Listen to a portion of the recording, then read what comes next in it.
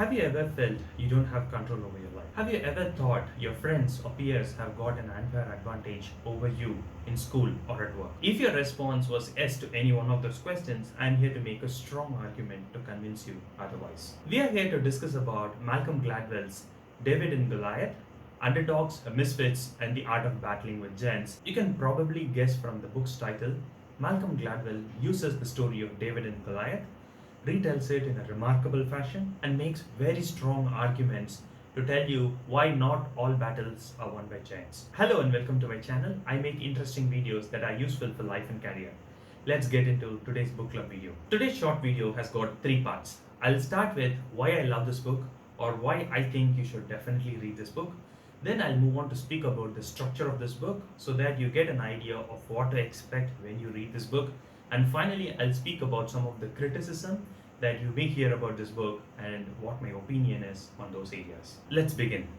The first idea why I love this book is because this is a confidence booster.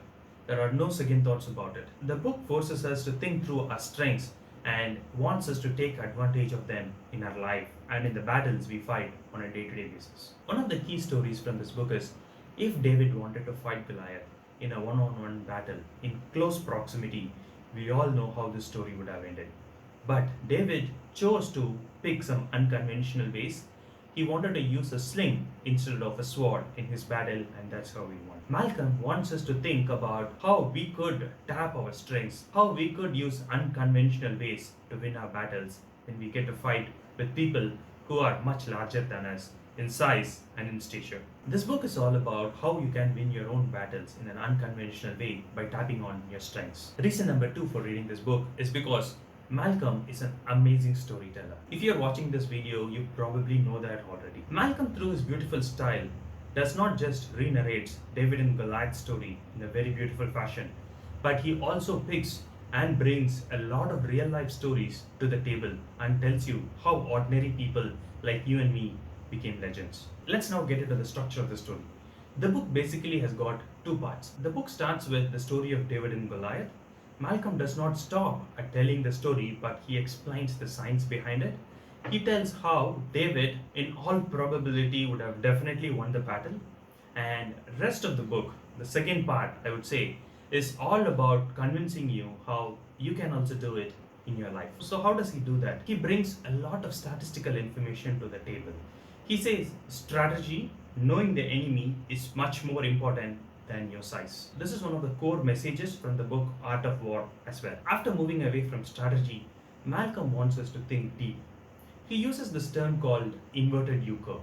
This is when a particular trait is a strength when you keep building it, but after a point in time, it takes a U-turn and then moves into a weakness. For example, if you earn money, that could be a strength.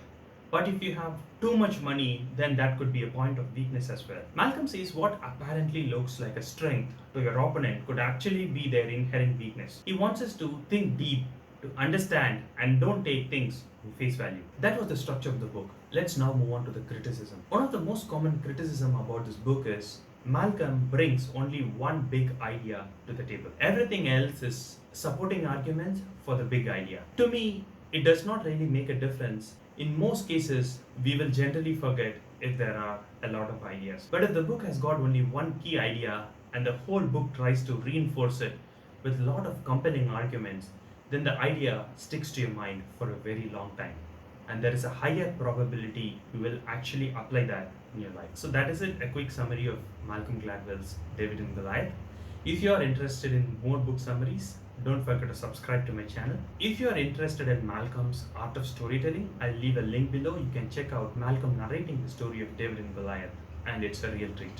Thanks for watching till the end. I would love to hear your views. Please leave them in the comment section. See you next week.